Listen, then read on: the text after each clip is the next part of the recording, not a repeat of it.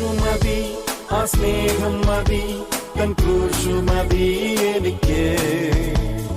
യേശു മതി, തൻ ഹിതം മതി, നിത്യജീവൻ മതി എനിക്ക്. യേശു മതി, ആ സ്നേഹം മതി, തൻ ക്രൂശു മതി എനിക്ക്. യേശു മതി. അതിന്റെ 8ാമത്തെ വാക്യം ഒന്ന് വായിച്ചാട്ട്. ഞാൻ ലേഖനത്താൽ നിങ്ങളെ ദുഃഖിപ്പിച്ചു എന്ന് വരികയും ഞാൻ അനുദപിക്കുന്നില്ല. ആ ലേഖനം നിങ്ങളെ കുറെ നേരത്തേക്കെങ്കിലും ദുഃഖിപ്പിച്ചു എന്ന് കാണുന്നത് കൊണ്ട് മുമ്പേ അനുദപിച്ചുവെങ്കിലും ഇപ്പോൾ ഞാൻ സന്തോഷം. എഴുതിയപ്പോൾ ആത്മാവിൻ്റെ എരിവിൽ എഴുതിയത്. ദേവദാസന്മാർ വചനം സംസാരിക്കുന്ന പോലെ പറയുമ്പോഴും എഴുതിയുമ്പോൾ കർത്താവ് പറഞ്ഞത് ഒട്ടും മറിച്ചു വെക്കാതെ അങ്ങ് പറയും. പറഞ്ഞു കഴിഞ്ഞിട്ട് നമുക്കൊക്കെ തോന്നിക്കും, അയ്യോ വേണ്ടായിരുന്നില്ലേ, അതിനി ആർക്കെങ്കിലും അത് ഫീലിംഗ് ആയോ, അതോ അല്ല അത് പ്രശ്നമാവുമോ സഭയിൽ എന്നൊക്കെ ദൈവദാസന്മാർ സാധാരണ ചിന്തിക്കുന്ന പോലെ തന്നെ ഇവിടെ ഈ ദൈവദാസനും പറയുക, ഞാൻ എഴുതിയപ്പോൾ ആത്മാവിൽ സന്തോഷിച്ച പ്രാപിക്കുമ്പോൾ വലിയൊരു സന്തോഷമാണ്. നമ്മൾ കർത്താവ് പറയുന്നത് അതുപോലെ ചെയ്യുമ്പോൾ അതിലുപരി സന്തോഷമാണ്. അത് കഴിഞ്ഞ് ആ ആത്മാവിൻ്റെ നമ്മൾ ആരാധിക്കുമ്പോൾ വലിയ സന്തോഷമാണല്ലോ. ആരാഴ്ചയൊക്കെ കഴിഞ്ഞിട്ടാണ് നമ്മൾ അയ്യോ ചൂടായല്ലോ, അല്ലെ നമ്മുടെ കൈ ഒന്ന് ക്ഷീണിക്കും. ആരാഴ്ച കഴിഞ്ഞ് അതൊക്കെ നമ്മളൊന്ന് മാനസിക രീതിയിലൊന്ന് ചിന്തിച്ച് ആ ലെവലിലേക്കൊന്ന് വരുന്നത്. ഇവിടെ എഴുതിയപ്പോൾ വലിയ സന്തോഷം എഴുതി. അത് കഴിഞ്ഞ് 8ാമത്തെ വാക്യത്തിൽ പറയുന്നു, അയ്യോ അത്രയും വേണ്ടായിരുന്നു, ഞാൻ എഴുതിയത് ഓർത്തു ഞാൻ എന്ത് ചെയ്തു, ഒന്ന് ദുഃഖിച്ചു. പക്ഷേ ഇപ്പോഴോ ഞാൻ കർത്താവിൽ സന്തോഷിക്കുന്നു. അതൊന്നും ഒരു കുഴപ്പമില്ല. നിങ്ങളുടെ ജീവിതത്തിൽ അത് മാനസാന്തരത്തിന് കാരണമായി തീർന്നു. അത് വലിയ ദുഃഖമായിരുന്നു, പക്ഷെ ആ ദുഃഖം എന്ത് ചെയ്തു, അടുത്ത വാക്യത്തിൽ പറയുക ദൈവഹിതപ്രകാരമുള്ള ദുഃഖമായതുകൊണ്ട് അത് മാനസാന്തരത്തിന് കാരണമായി തീർന്നു. അടുത്ത വാക്യം വായിച്ചു 9. നിങ്ങൾ ദുഃഖിച്ചതിനാലല്ല മാനസാന്തരത്തിനായി ദുഃഖിച്ചതിനാലത്രേ. നിങ്ങൾക്ക് ഞങ്ങളാൽ ഒന്നിനും ഛേദം വരാതവണ്ണം ദൈവഹിത പ്രകാരമല്ലോ നിങ്ങൾ ദുഃഖിച്ചു. അതെന്തൊക്കെയാ പരിശുദ്ധാത്മാ പറയുന്നത്? അല്ലെങ്കിൽ ഇതൊക്കെ ദൈവദാസന്മാർ ഈ നാളുകൾ പഠിപ്പിക്കാറുണ്ട്, ഇത് വല്ലയിടത്തും കേൾക്കാറുണ്ടോ? നന്നായി പോയി, നിങ്ങൾ ദുഃഖിച്ചത് കുഴപ്പമൊന്നുമില്ല, അത് ദൈവഹിതപ്രകാരമുള്ള ദുഃഖം ആയതുകൊണ്ട് കുഴപ്പമൊന്നുമില്ല. ദൈവഹിതപ്രകാരമുള്ള ദുഃഖം ആൾക്കാർ അത് പഠിപ്പിക്കാറുണ്ടോ? അങ്ങനൊരു ദുഃഖമുണ്ട്, വളരെ വ്യക്തമായിട്ടാണ് പറയുന്നത്. നമ്മളെ കറക്ഷന് വേണ്ടി എത്ര കർത്താവ് പറഞ്ഞിട്ടും മനസ്സിലാകാത്തപ്പോൾ ദൈവദാസന്മാർ കൂടെ വചനത്തിൽ കൂടി ജീവിതത്തിൽ ചില വലിയ പ്രതിസന്ധി കൂടി കർത്താവ് അനുവദിച്ചു വരുന്ന വലിയ വേദന ദുഃഖം ഉണ്ടാവും. അത് നല്ലതിനാണ്. എന്ത് ചെയ്യാനാ? നിങ്ങളുടെ മാനസാന്തരത്തിനാണ്. ഞാനും പിതാവും ഒക്കെ ഇന്ന് കർത്താവിൻ്റെ വേലയിലായിരിക്കുന്ന ഈ ബൈബിളൊക്കെ പിടിച്ചോണ്ട് അതിന് ഒരു പ്ലാനും ഇല്ല, എനിക്കില്ലായിരുന്നു കേട്ടോ. അപ്പോൾ പിന്നെ ജോലിയോടുകൂടി 10-20 വർഷം 25 വർഷമായ ആ സമയത്ത് ശുശ്രൂഷയിൽ നിൽക്കുക എന്ന സമയമാണ് എൻ്റെ പെങ്ങൾ മരിച്ചത്. മരിച്ചതല്ല, നിങ്ങൾക്കറിയാമല്ലോ, വല്ലാത്തൊരു മരണം. ആ മരണത്തോടു കൂടി ലജ്ജിച്ചു പോയി, നാണം കെട്ടു. ഞങ്ങളെയൊക്കെ സാറേന്നോ അല്ലെ പപ്പയൊക്കെ സാറേന്നോ ദേശത്ത് വിളിച്ചവരൊക്കെ വേറെ എന്തൊക്കെ വിളിച്ചു ദൈവത്തിനറിയാം. ഞങ്ങളുടെ മുഖത്ത് നോക്കി അല്ലാതും ഒക്കെ ഒത്തിരി നിന്ദിച്ചു. എന്തുവാ നിങ്ങൾ തെറ്റിയത്? ഇത്രയും വർഷം തെറ്റ് ഉണ്ട് അതിൻ്റെ അകത്ത്. പൂർണ്ണമായിട്ട് കർത്താവിൻ്റെ വേലയ്ക്ക് ഇറങ്ങുവാനൊക്കെ ഞങ്ങളോട് കുടുംബമായിട്ട് ഇടപെട്ടിട്ട് ആ ഒരു ലെവലിൽ നിൽക്കുമ്പോൾ, ആ ഒരു ജോലിയുടെ ലെവലിലും ആ ഒരു വരുമാനത്തിൻ്റെ ലെവലിലും ആ ഒരു ജീവിത നിലവാരത്തിൻ്റെ ലെവലിലൊക്കെ നിൽക്കുമ്പോൾ ഇവിടെ നാട്ടിലെ പാസ്റ്റർമാർ നമുക്കറിയാമല്ലോ, ബൈബിൾ എടുത്തുകൊണ്ട് അവർ ചെല്ലും, അവരെ നിങ്ങൾക്ക് സ്വത്രാച്ചിട്ട് അതുകൊണ്ട് ജീവിക്കുന്നില്ല. ആ ഒരു ലെവലിലേക്ക് താഴുവാൻ മനസ്സില്ലാതിരുന്നുകൊണ്ടായിരിക്കും പല കാരണങ്ങളാൽ. എന്തുമായാലും വന്ന ചെറിയൊരു ദുഃഖമല്ല. ഞങ്ങളുടെ വീട്ടിൽ എൻ്റെ നേരെ ഇളയ പെങ്ങൾ ഇത് എല്ലാത്തിനും ഫസ്റ്റ്. ആ സമയത്തും മരിക്കുന്നതിന് തൊട്ട് മുമ്പേയും ആ കലോത്സവത്തിനെല്ലാം കയറി എല്ലാത്തിനും അങ്ങ് ചെല്ലുന്നതിനെല്ലാം ഫസ്റ്റാണ്. ഇവിടെ അങ്ങനത്തെ ഒരു സാധനമാണ്. ഭാഷയ്ക്കും കഴിവും സൗന്ദര്യവും എല്ലാ രീതിയിലും ഉണ്ടായിരുന്ന എൻ്റെ പെങ്ങൾ കർത്താവ് എടുത്തത് അതിനെയാണ്. എൻ്റെ ഇളയ പെങ്ങൾ പലപ്പോഴും പറയും, എന്നെ അങ്ങ് എടുത്താൽ മതിയായിരുന്നു, അവളെ വെച്ചാൽ മതിയായിരുന്നു എന്നൊക്കെ പറയും. ഏറ്റവും നല്ലതിനെ നോക്കി കർത്താവ് അങ്ങ് എടുത്തു. അത് ദൈവഹിത പ്രകാരമുള്ള ദുഃഖമാണ്. ഇന്ന് ഞങ്ങൾക്ക് സന്തോഷത്തോടെ പറയാം. അതുകൊണ്ട് ഞങ്ങൾ രണ്ടും ഇന്ന് എന്തുണ്ട്, കർത്താവിൻ്റെ വേലയിലുണ്ട്. പിശാച് ആഗ്രഹിച്ച പോലെ ആരും നിരാശയിലും പോയില്ല, ആരും എങ്ങൊന്നും സംഭവിച്ചില്ല. ഇന്ന് കർത്താവിൻ്റെ വേലയിൽ ഞങ്ങളാകുവാൻ, ഞങ്ങളെ തിരിക്കുവാൻ ഒരു ടേണിംഗ് പോയിൻ്റ് ആയിരുന്നു. ഞങ്ങളെ ദൈവം ശരിക്കൊന്ന് താഴ്ത്തുവാൻ ദൈവം ഉപയോഗിച്ച ഒരു മാർഗമാണ്. ഞങ്ങൾക്കത് ജീവിതത്തിൽ നിന്ന് പറയാം, ദൈവഹിത പ്രകാരമുള്ള ദുഃഖം അത് ഫലമുളവാക്കുന്നു. ഇല്ലേ? അതെന്ത് ചെയ്യുന്നു? ഫലമുളവാക്കും. ഇവിടെ പറയുന്നത് അത് നന്നായി എന്നാണ് പറയുന്നത്. ദൈവഹിത പ്രകാരമല്ലോ നിങ്ങൾ ദുഃഖിച്ചത്. ഞങ്ങളാൽ നിങ്ങൾക്കൊരു ഛേദവും വരാൻ, നിങ്ങളെ ബ്ലെയിം ചെയ്യാനല്ല, നിങ്ങളെ കൊച്ചതാക്കാനല്ല. ആ കറക്ഷൻ നിങ്ങളുടെ നന്മയ്ക്കാ. അല്ലെങ്കിൽ കർത്താവ് കൈവിടുന്ന ഒരവസ്ഥ വരും. പലവട്ടം ദൈവത്തിൻ്റെ പരിശുദ്ധാത്മാവ് ഇടപെട്ടിട്ടും നമ്മൾ ആ ദൈവാലോചന പ്രകാരം തീരുമാനം എടുത്തില്ലെങ്കിൽ പിന്നെ കർത്താവ് ചെയ്യുന്ന അടുത്തൊരു സ്റ്റേജ് എന്തുവാ? കൈവിടും. നമ്മളില്ലേ കർത്താവിൻ്റെ വേല ഇല്ലാത്തൊന്നും തീരത്തില്ല. നമ്മളെക്കാൾ യോഗ്യരായ അടുത്ത ഒരാളെ തിരഞ്ഞെടുക്കും. ചിലപ്പം നിത്യത പോലും നഷ്ടപ്പെടുന്ന അനുഭവം ഉണ്ടാകും. ദൈവം പറഞ്ഞ വിളി അനുസരിച്ച് വിശ്വസ്തനെയാണ് കർത്താവ് സ്വർഗത്തിൽ കൊണ്ടുവന്നത്. അല്ലാതെ ഇങ്ങനെ മരണകരമായ പാപമൊന്നും ചെയ്യാതെ നമ്മളിങ്ങനെ കുഴപ്പമൊന്നുമില്ല സ്വത്രാച്ചൊക്കെ ഇട്ട് ഇങ്ങനെ അങ്ങ് പോയി കഴിഞ്ഞാൽ സ്വർഗത്തിൽ പോകുമ്പോൾ നിങ്ങൾക്ക് ആർക്കെങ്കിലും എന്തെങ്കിലും വിചാരമുണ്ട്? നോ. അവസാനം വരെയും വിശ്വസ്തൻ, അവസാനം വരെയും പൂർണ്ണ അനുസരണമുള്ളവൻ, അവസാനം വരെയും ജയിക്കുന്നവനാണ്, അവസാനം വരെയും സഹിക്കുന്നവനാണ് എന്ത് ചെയ്യുന്നത്, രക്ഷിക്കപ്പെടുന്നതും ജീവകിരീടം കിട്ടുന്ന ആ ഒരു ഭാഗം വ്യക്തമായിട്ട് മനസ്സിലാക്കണം. അല്ലാതെ ഇങ്ങനെ ഒരു നോർമൽ ബിലീവർ, കുഴപ്പമൊന്നുമില്ലാത്തൊരു ബിലീവർ സ്നാനപ്പെട്ടു സ്വർഗത്തിൽ പോകും. നോ. നിന്നെ വിളിച്ച വിളി അനുസരിച്ച് നീ വിശ്വസ്തൻ അല്ലെങ്കിൽ നിത്യത പ്രാപിക്കത്തില്ല എന്ന് തന്നെയാണ് ദൈവത്തിൻ്റെ വചനം പറയുന്നത്. അപ്പോസ്തലൻ പോലും പേടിച്ചാണ് താൻ പറയുന്നത്. വിത്ത് ഫിയർ ആൻഡ് ട്രെംബ്ലിംഗ്, ഭയത്തോടും വിറയലോടുകൂടിയാണ് ആ കാര്യം നമ്മളോട് വ്യക്തമാണ്. ദൈവഹിതപ്രകാരം ഉള്ള ദുഃഖം. ഇനി 10ാമത്തെ വാക്യം.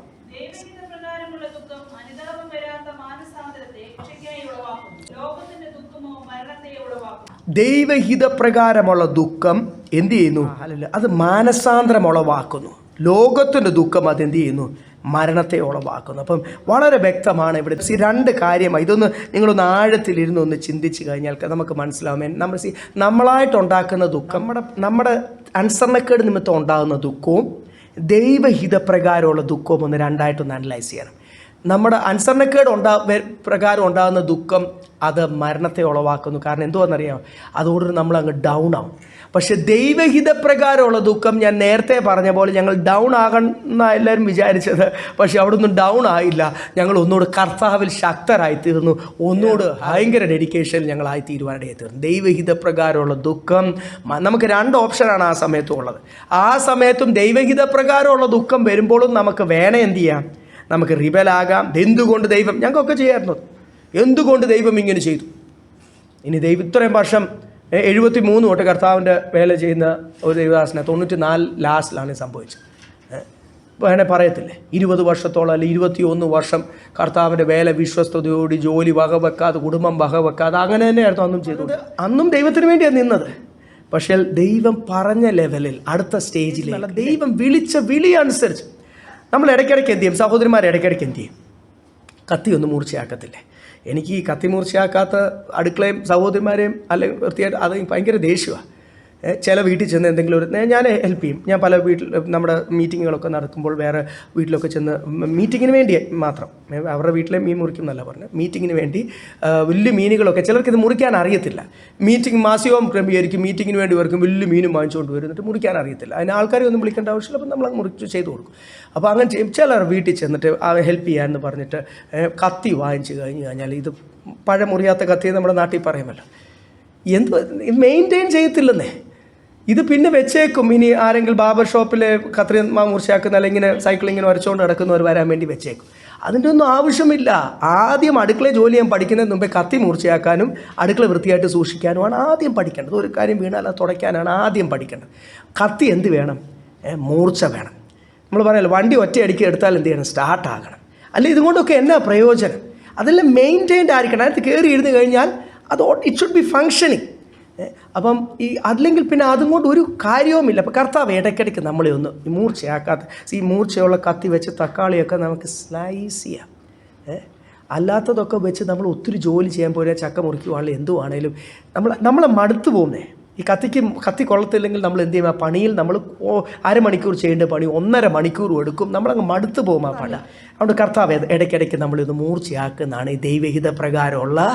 കർത്താവ് അങ്ങയുടെ കയ്യിൽ എന്നെ ഒരു നല്ല ആയുധമാക്കണേ എന്നൊക്കെ എല്ലാവരും പ്രാർത്ഥിക്കും. Lord make me N instrument in your hands, A tool for you. അതൊക്കെ നമ്മളെല്ലാവരും പ്രാർത്ഥിക്കുക. ഈ സ്റ്റൂളിന് എന്തുണ്ട്? ഇടയ്ക്കിടയ്ക്ക് ഒന്ന് ഷാർപ്പൻ ചെയ്യും. ദൈവഹിത പ്രകാരമുള്ള ദുഃഖം. കാര്യം ശുദ്ധീകരണം കൂടാതെ ദൈവത്തെ കാണുവാനും കഴിയത്തില്ല. 1 തെസ്സലോനിക്കർ 4-ാം അധ്യായത്തിൽ എഴുതിയേക്കുന്ന this is the will of God, your sanctification, അല്ലെങ്കിൽ ദൈവത്തിൻ്റെ ഹിതമാണ് നിങ്ങളുടെ ശുദ്ധീകരണം. ഇതുപോലെ ദൈവഹിത പ്രകാരമുള്ള ദുഃഖവും കർത്താവ് കറക്റ്റ് ചെയ്യുവാൻ ശ്രമിച്ച അനേക ആൾക്കാരെ നമുക്ക് വചനത്തിൽ കാണാം. അവരതിന് ചിലരതിന് റിബലായി നിന്നവരെയും കാണാം. അത് നിമിത്തം അവരുടെ അഭിഷേകം നഷ്ടപ്പെട്ടു നമുക്ക് കാണാം. കറക്റ്റായിട്ട് കർത്താവിന് വേണ്ടി നിന്നവർ. യെസ്,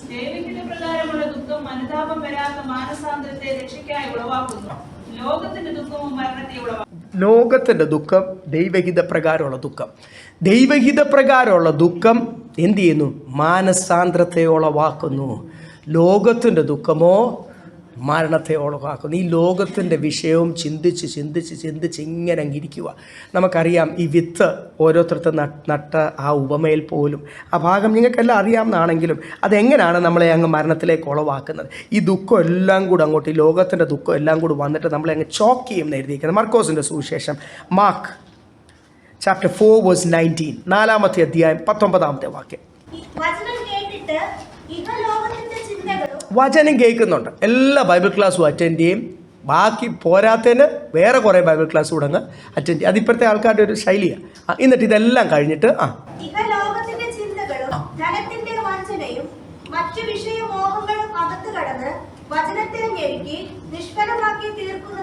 ഇതല്ലേ ദൈവമക്കൾക്ക് പറ്റുന്നത്. എല്ലാ ബൈബിൾ ക്ലാസ്സിൽ കേൾക്കും, കണ്ടതും കേട്ടതും എല്ലാം കേൾക്കും. എന്നിട്ട് ഈ അകത്ത് ഇത് വളർന്ന് 30, 60, 100 മേനി ഫലം കായ്ക്കണം എന്ന് ദൈവം ആഗ്രഹിക്കുമ്പോൾ പകരം എന്തുവാ സംഭവിക്കുന്ന?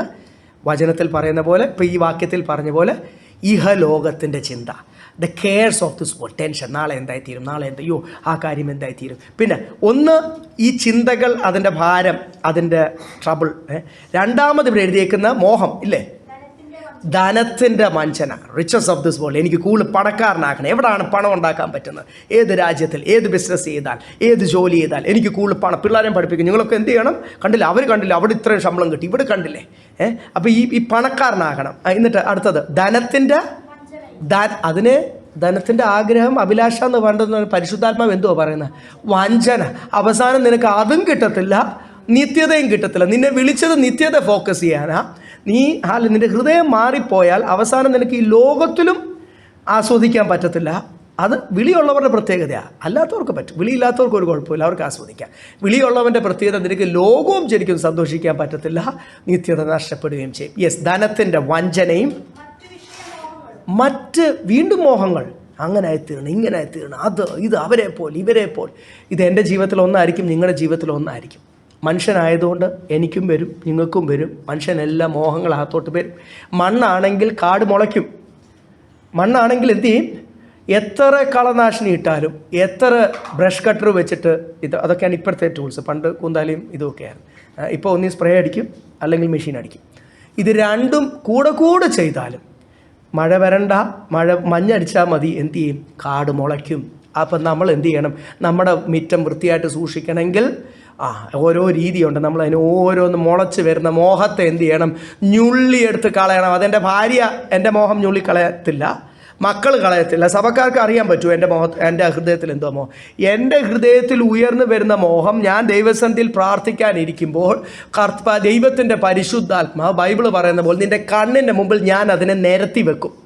I will set it in order in front of your eyes. ആർക്കും അറിഞ്ഞില്ല എന്ന് പറയാൻ പറ്റത്തില്ല. നിന്നെ ആത്മീയമായിട്ട് ക്ഷീണിപ്പിക്കുന്ന വിഷയങ്ങൾ ഏതൊക്കെ എന്താണെന്ന് വെച്ചാൽ ദൈവത്തിൻ്റെ പരിശുദ്ധാത്മാവ് നിൻ്റെ കണ്ണിൻ്റെ മുമ്പിൽ നിരത്തി വെക്കും. ഇവിടെ ഇരിക്കുന്ന ആർക്കെങ്കിലും പറയാൻ പറ്റുമോ എന്നോട് അങ്ങനെ പരിശുദ്ധാത്മാവ് ഇടപെടുന്നില്ല? അങ്ങനെയാണെങ്കിൽ രക്ഷിക്കപ്പെട്ടോ എന്ന് തന്നെ നോക്കേണ്ടി വരും.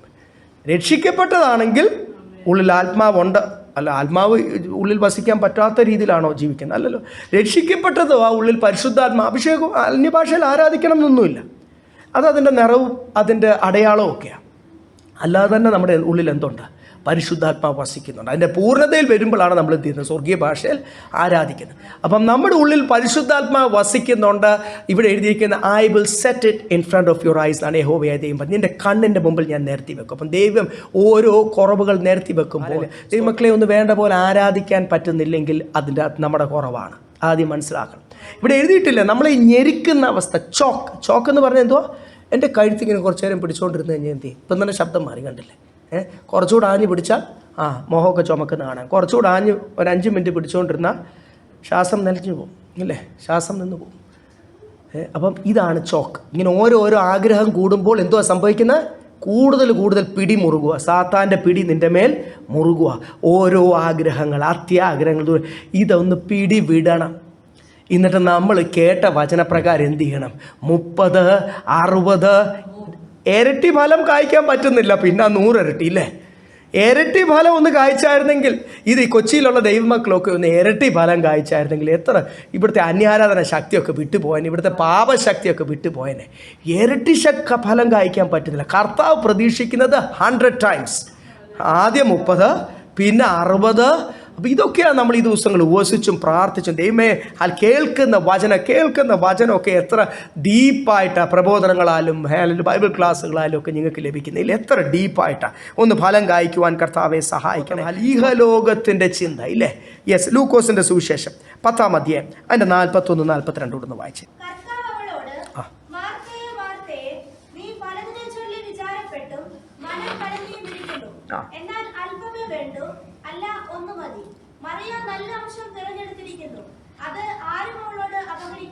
മാർത്തയും മറിയയും പലതിനെ ചൊല്ലി വിചാരപ്പെടുന്നു. ഇതൊക്കെ വായിക്കുമ്പോൾ ചില സഹോദരിമാർ പറയാറുണ്ട്, അടുക്കളയിലെ കാര്യമൊക്കെ ചെയ്തില്ല പിന്നെ കർത്താവും ശിഷ്യന്മാരും മീറ്റിംഗ് എല്ലാം കൂടെ കഴിയുന്ന ഉടനെ അവർക്ക് ആഹാരവും വേണം, ഫുഡ് വേണം. അത് അടുത്ത സെക്ഷൻ. അത് അന്നും അങ്ങനെ ആയിരുന്നു.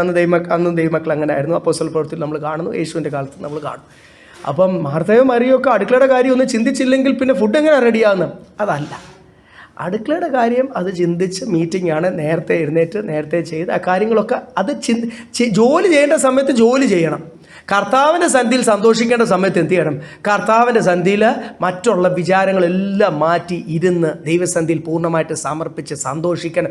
ദൈവത്തിൽ നിന്ന് ആലോചന ഏറ്റെടുക്കണം. കർത്താവിനറിയാം ഈ വചനം കർത്താവ് സംസാരിക്കുന്നത് മറിയം അക്സെപ്റ്റ് ചെയ്യുന്നുണ്ട്, ബാക്കിയുള്ളവരൊക്കെ അക്സെപ്റ്റ് ചെയ്യണം. മാർത്തയുടെ നെഞ്ചത്ത് ഇടിച്ചിട്ട് എന്ത് ചെയ്യുന്നു? ഇത് റീബൗണ്ട് ചെയ്ത് തിരിച്ചിങ്ങ് ആ വചനം സംസാരിക്കുന്നവർക്കറിയാം. ചിലർ സ്വീകരിച്ചില്ലെങ്കിൽ ഉടനെ അല്ലല്ലേ, ചിലർ ഇങ്ങനെ ബൊമ്മെന്നിരിക്കുന്ന, ചിലർ ഇരുന്ന് ഉറങ്ങുന്ന കാണാം, ചിലർ പലപ്പോഴും മയങ്ങുന്ന കാണാം, എന്തെങ്കിലുമൊക്കെ ചിന്തിച്ചോ വേറെ ലോകത്തിലാണ്. ഇവിടെ അങ്ങനെ അധികം ഇല്ല, എന്നാലും ഇടയ്ക്കൊക്കെ ഉണ്ട് അല്ലല്ലേ. മറ്റുള്ള പല കൂട്ടങ്ങൾ ഒത്തിരി കാണാം ഇങ്ങനത്തെ.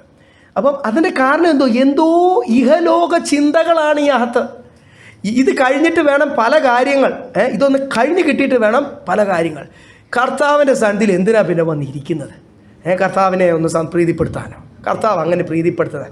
നീ പൂർണ്ണമായിട്ട് ഹൃദയം ദൈവസന്ധിയിൽ ഒന്ന് സമർപ്പിച്ചാൽ മാത്രമേ കർത്താവ് ഉള്ളിൽ വന്ന് വസിക്കത്തുള്ളൂ. നമ്മൾ ആദ്യം കർത്താവിൻ്റെ സ്വഭാവം ഒന്ന് ശരിക്കും എന്ത് ചെയ്യണം?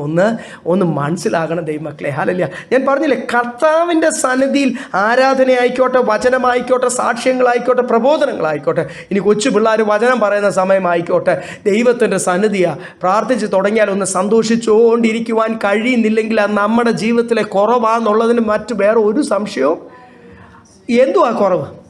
അവിടെ വായിച്ചില്ല, ധനത്തിൻ്റെ വഞ്ചന, അഭിലാഷ എന്ന് നമ്മൾ പറയും. പരിശുദ്ധാത്മാവിനെ ധനത്തിൻ്റെ പോയി അവസാനം കംപ്ലീറ്റ്ലി പോകും. ദ്രവ്യാഗ്രഹമാണ് സകലവിധ ദോഷത്തിൻ്റെ മൂലകാരണം, ദ റൂട്ട് റീസൺ. പരിശുദ്ധാത്മാവ് എത്ര ക്ലിയർ ആയിട്ടാണ്. ഇനി ഒരു പാസ്റ്റർമാർക്കും അതങ്ങനെ അല്ലെന്ന് പറയാൻ പറ്റത്തില്ല. എത്ര വ്യക്തമാ വചനം. ദ്രവ്യാഗ്രഹം, the love of money is the root of all evil, ക്ഷീണത്തിൻ്റെയും പാപത്തിൻ്റെയും മൂലകാരണം. വളരെ വ്യക്തമായിട്ട്. രണ്ടാമത് ഇഹലോകത്തിൻ്റെ പലവിധ ചിന്തകൾ. മാർത്തയോട് ചോദിക്കുക, നീ എന്തുവായി പല കാര്യങ്ങൾ ഓർത്ത് നമ്മൾ വിചാരിച്ചിട്ട് വല്ല കാര്യമുണ്ടോ? എന്തിനായി കടന്നിട്ട് വിചാരിക്കുന്നത്? ദൈവസന്നിധിയിൽ ഒന്ന് സന്തോഷിക്കുവാൻ കർത്താവ് നമ്മളെ സഹായിക്കട്ടെ. അതുകൊണ്ടാണ് ഇവിടും പറയുന്നത്, ഇത് ഒന്ന് ഈ ഉള്ളിലുള്ള ചിലത് പോകത്തില്ല.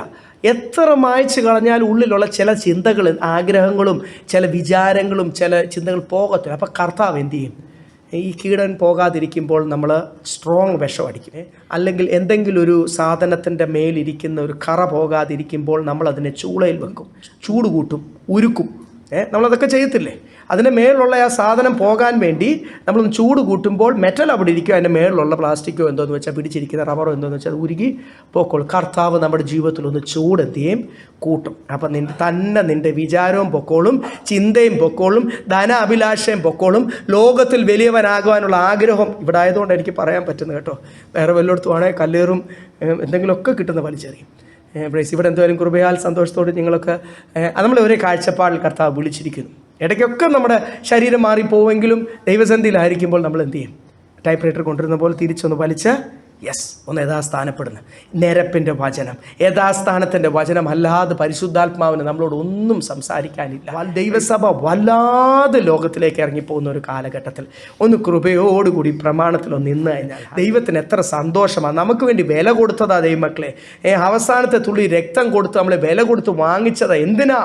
നമ്മളെ സ്വർഗത്തിൽ കൊണ്ടുപോകാൻ, യഥാസ്ഥാനപ്പെടുത്തുവാൻ. അപ്പോൾ ഇവിടെ നീ എന്തിനാണ് ഈ ആവശ്യമില്ലാതെ വിചാരിക്കുന്നത് എന്ന് മറിയോട് ചോദിച്ച ആ ഭാഗം വീണ്ടും ലൂക്കോസിന്റെ സുവിശേഷം തന്നെ 21-ാമത്തെ അധ്യായം ആദ്യം 34-ാമത്തെ വാക്യം വായിച്ചോ, 36-ാമത്തെ വാക്യം കൂടെ.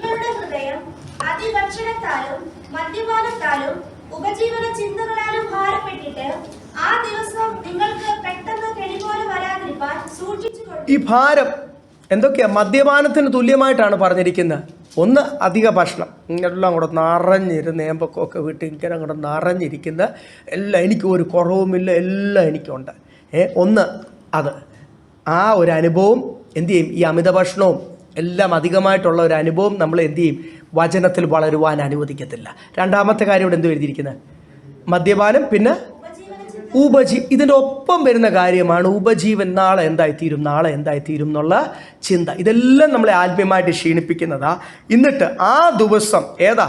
നീ കൃപയിൽ നിന്ന് വീണ് പോകുന്ന ദിവസം, നിന്നെ കർത്താവ് തള്ളിക്കളയുന്ന ദിവസം വരാതിരിപ്പാൻ എന്ത് ചെയ്യണം? അല്ലല്ല, ആ കാഹള ഊതുന്ന ദിവസമുണ്ട്, അന്ന് നിന്നെ കർത്താവ് തള്ളിക്കളയാൻ ഇടവരില്ല. ആ ദിവസം പെട്ടെന്നാ വരുന്നത്. സൂക്ഷിച്ചു കൊള്ളുവീൻ, നീ കൃപയിൽ നിന്ന് പോകാതിരിപ്പാൻ സൂക്ഷിച്ചു. അതിന്റെ 36 വായിച്ചേ. ഈ സംഭവിക്കാനുള്ള എല്ലാറ്റിനും ഒഴിഞ്ഞു പോകുവാൻ മനുഷ്യപുത്രന്റെ മുമ്പിൽ നിൽപ്പാനും നിങ്ങൾ പ്രാപ്തരാകേണ്ടതിന് സദാകാലവും ഉണർന്ന് പ്രാർത്ഥിച്ചുകൊണ്ടിരിക്കും. നീ കർത്താവ് നിന്നെ വിളിക്കുമ്പോൾ അല്ലെങ്കിൽ കാഹളബോധുമ്പോൾ കണ്ണ് നിമിക്കുന്നതിൻ്റെ ഇടയ്ക്ക് രൂപാന്തരം പ്രാപിച്ച് കർത്താവിൻ്റെ മുമ്പിൽ നിൽക്കുകയും ന്യായവിദൂഷത്തിൽ നല്ല പ്രാഗൽഭ്യത്തോടുകൂടി അന്ന് അനേകം ലജ്ജിതരായി തീരുമ്പോൾ നല്ല പ്രാഗൽഭ്യത്തോട് കർത്താവിൻ്റെ മുമ്പിൽ നിൽക്കുകയും അന്ന് ദൈവപുത്രൻ്റെ മുമ്പിൽ കണക്ക് പറയുവാനൊക്കെ നമ്മൾ യോഗ്യരായി തീരണമെങ്കിൽ എന്ത് ചെയ്യണം? മാനസാന്തരപ്പെട്ട് രൂപാന്തരം പ്രാപിക്കാൻ. അപ്പോൾ ഈ ചൂട് കർത്താവ് തരുന്നത് എന്തിനാണെന്നറിയാം? ദൈവഹിതപ്രകാരമുള്ള ദുഃഖം തരുന്നത് ആ സമയത്ത് കിടന്ന് വിലപിക്കാനല്ല, റിബലാകും. ഞാൻ പറഞ്ഞില്ലേ, എൻ്റെ ജീവിതത്തിൽ ഒരു ദൈവഹിതപ്രകാരമൊക്കെ ഉള്ള ദുഃഖം വന്നാൽ 2 ഓപ്ഷനാണ്. എനിക്ക് വേണേൽ റിബലാകാം. എന്തുകൊണ്ട് ദൈവം ഇങ്ങനെ വരുന്നു, ഞാൻ ആരാന്നറിയോ, ഞാൻ വിട്ടുകൊടുക്കത്തില്ല. എനിക്ക് ദൈവത്തോടും പറയാം, ഞാൻ എന്ത് ചെയ്യത്തില്ല, വിട്ടുകൊടുക്കത്തില്ല. എൻ്റെ ആഗ്രഹമുണ്ട്, എൻ്റെ കരിയറാ, എൻ്റെ ചില പദ്ധതികളുണ്ട്, ഞാൻ നടത്തിച്ചേ തീരത്തുള്ളൂ എന്ന് വേണം എനിക്ക് പറയാം. അല്ലെങ്കിൽ വേണ്ട എന്ത് ചെയ്യാം? എനിക്ക് കർത്താവേ, അങ്ങ് ആഗ്രഹിക്കുന്ന പണി എൻ്റെ ജീവിതത്തിൽ നടക്കണമേ. ദൈവഹിത പ്രകാരമുള്ള ദുഃഖം, ലോകപ്രകാരമുള്ള ദുഃഖം മരണത്തെ ഉളവാക്കുന്നു. ദൈവഹിത പ്രകാരമുള്ള, നമുക്ക് ബൈബിളിൽ അനേക ക്യാരക്ടേഴ്സിനെ നമുക്ക് കാണാമില്ലേ? കർത്താവ് എത്ര പെട്ട ശൗലിനോട് കർത്താവ് ഇടപെട്ടത്. ആദ്യത്തെ അഭിഷക്തന് രൂപാന്തരം വന്നു. തൻ്റെ കഴിവിലും രാജാവല്ല, താൻ വിട്ടുകൊടുത്തില്ല, താന്നു കൊടുത്തില്ല. അടുത്തത് നമുക്ക് കാണാം ബലിയാം, ദൈവത്തിൻ്റെ ശക്തനായ പ്രവാചകൻ. ഈ കാലഘട്ടത്തിലൊക്കെ അനേക പ്രവാചകന്മാരുണ്ടെങ്കിലും അവരുടെ എല്ലാം മേളിൽ ഒരു ശ്രേഷ്ഠ പ്രവാചകനായിട്ട് നിന്ന ഒരു മനുഷ്യനാണ് ബിലിയാം. തൻ്റെ വ്യക്തമായ വെളിപ്പാടും രാജാവിനോടും ഇസ്രയേലിനോടും മുഴുവനും പ്രവചിക്കുവാൻ ശക്തനായ ഒരു അഭിഷക്തനായി നിന്ന ഒരു മനുഷ്യനാണ് ബിലിയാം. ഇവരെല്ലാം ചെറിയ ശൗലാര ആദ്യത്തെ അഭിഷക്തൻ. ആരെയും തിരഞ്ഞെടുക്കാത്തതിന് മുമ്പേ ദൈവം അതുവരെയും ഭരിച്ചുകൊണ്ടിരുന്നത് ബിലിയാം. എന്നിട്ട് മാനസാന്തരപ്പെട്ടോ. ശലോമോൻ, ഇവരെക്കാളെല്ലാം ശ്രേഷ്ഠൻ. ഇനി അതുപോലൊരു ശ്രേഷ്ഠൻ ജനിക്കത്തുമില്ല. ശലോമോനും ദൈവം കൊടുത്തു. എല്ലാവർക്കും ദൈവം മാനസാന്തരപ്പെടാൻ ദൈവഹിതപ്രകാരമുള്ള ദുഃഖം കൊടുത്തന്നേ. യൂദാസിന് ദുഃഖം കൊടുത്തു, പോയിരുന്ന് മാറി അനുദപിച്ചു, എന്നിട്ട് മാനസാന്തരപ്പെട്ടോ. അനുദപിച്ചിട്ട് പോയി തൂങ്ങിച്ചെത്തു. ആണോ മാനസാന്തരം എന്ന് പറയുന്നത്? തനിക്കങ്ങോട്ട് ഈഗോ വിട്ടുകൊടുക്കാൻ പറ്റില്ല. ഈ തൂങ്ങിച്ചാന്നൊക്കെ എന്തുകൊണ്ടാണ്? വിട്ടുകൊടുക്കാൻ പറ്റാത്ത ഈഗോ. അറിയില്ല, ഞാൻ അങ്ങനെ താഴ്ന്നു കൊടുക്കത്തില്ല. ഒന്ന് ദൈവസന്ധിയിൽ, ഒന്ന് കണ്ണുനീർ. പക്ഷെ അതേ സമയത്ത് ഈ യൂദാസിൻ്റെ കൂടെ അതേ കസരയിലിരുന്ന് പത്രോസ് തൻ്റെ ജീവിതത്തിലും വന്ന് കുറവ്. കർത്താവിനെ താനും തള്ളിപ്പറഞ്ഞു. യൂദാസ് മാത്രമല്ല, കർത്താവിനെ പത്രോസും എന്ത് ചെയ്തു? യൂദാസും തള്ളിപ്പറഞ്ഞു, പത്രോസും തള്ളിപ്പറഞ്ഞു. പത്രോസ് കരഞ്ഞ് ദൈവസന്ധിയിൽ എന്ത് ചെയ്തു? മാനസാന്തരപ്പെട്ടു. ദാവീദ് ദൈവസന്ധിയിൽ മാനസാന്തരപ്പെട്ടു. നമ്മൾ ആദ്യം നോക്കണം, മോശ ദൈവസന്ധിയിൽ കരഞ്ഞ് നമുക്ക് കാണാം. എല്ലാ ദൈവദാസന്മാരും മാനസാന്തരപ്പെട്ട ഒരു വലിയ ദൈവദാസന്മാരുടെ ഒരു ലിസ്റ്റാണ് നമ്മൾ കാണുന്നത്. ഞാൻ ഏറ്റവും ഓർക്കും കോരവപുത്രന്മാരുടെ കാര്യമാണ് ഞാൻ എപ്പോഴും ഓർക്കുന്നത്. സാധാരണ അപ്പന്മാരങ്ങോട്ട് ഫ്രണ്ടിൽ ഗുണ്ടായുസത്തും കൊണ്ട് നിന്ന് കഴിഞ്ഞാൽ മക്കൾ എന്ത് ചെയ്യും? ഡബിൾ ഗുണ്ടായുസത്തോടുകൂടി നിൽക്കും. അതല്ലേ സാധാരണ? കോരവ് ചെയ്ത് എന്തുവാ? കോരവും നാദാനും അഭിതാമും എല്ലാം കൂടെ മൂപ്പന്മാരാ. അവരെല്ലാം കൂടെ ദൈവദാസൻ്റെ എതിരെ ഒരു ഗുണ്ടായുസമായിട്ട് അങ്ങ് നിൽക്കുമായിരുന്നു. 250 വേറെ മൂപ്പന്മാരെയും കൂടെ ഒക്കെ വിളിച്ചിട്ട്, കുറേ നാളായി ഞങ്ങളെ ഭരിക്കുന്നത്, നിന്നോട് മാത്രമേ ദൈവം സംസാരിക്കത്തുള്ളൂ, ഞങ്ങളോട് ആരും ദൈവം സംസാരിക്കത്തില്ലേ അല്ലേ? നീ പറയുന്നതെല്ലാം ഞങ്ങൾ കേൾക്കണം. ഇങ്ങനെ ഇസ്രായേൽ പോയിട്ട് ആകെപ്പാടെ മരുഭൂമിയിലാണ് കിടന്ന് കറങ്ങുക, കഷ്ടമാണ് എല്ലാം പറഞ്ഞിട്ട് അങ്ങോട്ട് മത്സരിച്ചു. മക്കൾ കൂടെ നിൽക്കേണ്ടതായിരുന്നു. പക്ഷേ മക്കൾ മാറി എന്ന് നോക്കിയതേ ഉള്ളൂ. അതുകൊണ്ടാണ് ഭൂമി പിളർന്നപ്പോൾ മക്കളോട് കൂടെ പോകാഞ്ഞത്. ഭൂമി പിളർന്ന മക്കൾ അല്ലെങ്കിൽ ദൈവം വലിയൊരു ന്യായവിധി നടത്തിയപ്പോൾ മക്കൾക്കും 2 ഓപ്ഷനാണ് ഉള്ളത്. മറുതലിക്കാം. ഈ ദൈവത്തെ, എൻ്റെ അപ്പനെ കൊന്ന ഞങ്ങളെങ്ങനെയാണ് നടത്തുന്നത്? പിന്നെ എൻ്റെ അപ്പനെ കൊന്ന ദൈവത്തെ എനിക്കിനി, ഞങ്ങളുടെ കുടുംബത്തിൽ ന്യായവിധി നടത്തിയ ദൈവത്തെ എനിക്കിനി, ആ ദൈവത്തിൻ്റെ നാമം എനിക്ക് കേൾക്കണ്ട എന്ന് പറഞ്ഞ് വേണേ ഏറിയ വിട്ടു പോകാം. അവർക്ക് വേണ്ട ജാതികളുടെ ഇടയ്ക്കോട്ട് പോകാം. പക്ഷെ അവരതാണോ ചെയ്തത്? ഓടിപ്പോയി. ഞാൻ പലപ്പോഴും ഇവിടെ കൗൺസിലിംഗ് വരുന്ന ആൾക്കാരോട് കുടുംബമായിട്ട് വരുവാണെങ്കിൽ പറയാറുണ്ട്. കഴിഞ്ഞ ദിവസം ഞാനൊരു മകനോട് പറഞ്ഞു, പേരൻസിന് മനസ്സിലായില്ലേ മോനെ, നിനക്ക് മനസ്സിലാക്കണം. ചിലപ്പോൾ നമ്മളങ്ങനെ മക്കളോട് പറയേണ്ടി വരും. പക്ഷെ കൂടുതലും കേസിൽ ഭാര്യയോടും ഭർത്താവിനോടോ പറയണം. ഭർത്താവിന് പറ്റുന്നില്ലെങ്കിൽ സഹോദരി നിങ്ങൾക്കൊരു ബോധം വേണം. സഹോദരിക്ക് പറ്റുന്നില്ല, സഹോദര നിനക്കൊരു രണ്ടിനും ബോധമില്ല. ആ കപ്പൽ എന്ത് ചെയ്തു? ആ കുടുംബം എന്ന കപ്പൽ എന്ത് ചെയ്തു? മുങ്ങിപ്പോകും. ആർക്കെങ്കിലും ഒരു ബോധം വേണ്ടേ? ഓരോ പുത്രന്മാർക്ക് എന്തുമായാലും അപ്പോഴാണ് സുബോധം വന്നത്. ന്യായവിധി അവിടെ സംഭവിച്ചപ്പോൾ, അപ്പന് ന്യായവിധി സംഭവിച്ചപ്പോൾ സുബോധം വന്ന് ഓടിച്ചെന്ന് അവരെന്ത് ചെയ്തു? അടുത്തങ്ങ് ഫ്രണ്ടിലല്ലായിരുന്നു യാഗപീഠം, അവിടെ അങ്ങ് ദൂരെയാണ്, മലയുടെ മേളിലാണ്. ഓടിച്ചെന്ന് യാഗപീഠത്തിൻ്റെ കൊമ്പിൽ പിടിച്ചിട്ട്, അങ്ങനെ ഒരു പ്രമാണം ഉണ്ടോയെന്ന് എനിക്കറിയത്തില്ല. പക്ഷേ അവരെ യാഗപീഠത്തിൻ്റെ കൊമ്പിൽ പിടിച്ച് അവർ കരഞ്ഞ് ദൈവത്തോട് പറഞ്ഞു, സ്തോത്രം കർത്താവേ, ഞങ്ങളെ കൈവിടല്ലേ. അപ്പന് പറ്റിയ ശിക്ഷ അല്ലെങ്കിൽ വചനപ്രകാരം ന്യായപ്രമാണപ്രകാരം അപ്പൻ ചെയ്ത പാപത്തിന് ഇത്ര തലമുറകളാണ് അനുഭവിക്കേണ്ടത്. അവരെല്ലാം ശപിക്കപ്പെട്ടവരായി. അങ്ങനെ ഒരു പ്രമാണം നിലനിൽക്കുകയാണ്. ഇവർ യാഗപീഠത്തിൻ്റെ കൊമ്പിൽ നിന്നുകൊണ്ട് കരഞ്ഞു പറഞ്ഞു, കർത്താവേ ഞങ്ങളെ ന്യായം വിധിക്കല്ലേ, ഞങ്ങൾക്ക് സുബോധം വന്നു, ഞങ്ങൾ ഇനി കർത്താവ് പറയുന്ന പോലെ ജീവിച്ചോളാം. അപ്പനും അമ്മയും അല്ലെങ്കിൽ ആ കുടുംബത്തിന് ന്യായവിധി വന്നപ്പോൾ മക്കൾക്ക് സുബോധമുണ്ടാകും. ഒരു മകനല്ല, എന്തായാലും ഞാൻ ദൈവത്തെ സൂചിക്കുന്നു, മക്കൾ അവിടെ സൺസ് ഓഫ് കോര നേടിയത്. അവർ ഒന്നിച്ച് ദൈവത്തിന് വേണ്ടി അതേ കാഴ്ചപ്പെടും. ഒരുത്തന്നെ ഇതിൻ്റെ ഇടയ്ക്ക് പിരിയായിട്ട് അവിടെ നിന്നായിട്ട് അവിടെ വചനം പറയുന്നില്ല. അവർ ഒന്നിച്ചെന്ത് ചെയ്തു? ഞങ്ങൾ ഇനി ദൈവത്തിന്, ഞങ്ങളുടെ അപ്പന് പറ്റിയത് ഇനി ഞങ്ങളുടെ കുടുംബത്തിൽ പറ്റാതിരിക്കാൻ കർത്താവേ ഞങ്ങൾ അങ്ങേക്ക് വേണ്ടി നിന്നോളാം. ആ കോരപുത്രന്മാരുടെ സങ്കീർത്തനമാണ്. അവർക്ക് അതുകൊണ്ട് മറ്റുള്ളവർ നിൽക്കുന്ന പോലെ അല്ല അവർ നിൽക്കുന്നത്.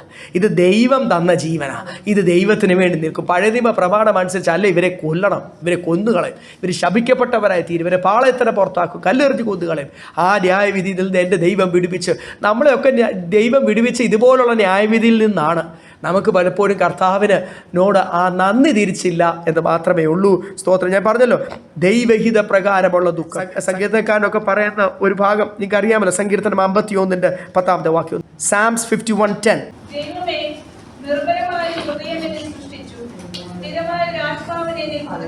Create in me a clean heart and a new spirit. Fill with me a new spirit.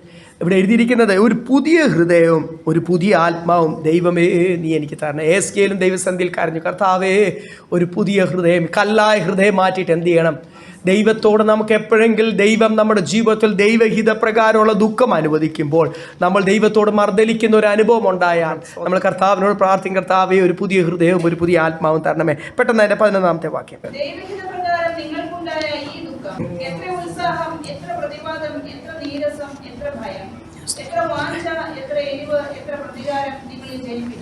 ദൈവഹിതപ്രകാരം അല്ലാത്ത ദുഃഖം മരണത്തെ ഉളവാക്കുന്നു. ദൈവഹിതപ്രകാരമുള്ള ദുഃഖം, മാനസാന്തരം, ഫലം. ആ ഫലമാണ് ഇവിടെ എഴുതിയിരിക്കുന്ന ലിസ്റ്റ് ഒന്നുകൂടി വായിച്ച്. എന്തൊക്കെയാണ് ദൈവഹിതപ്രകാരമുള്ള ഒരു ദുഃഖം?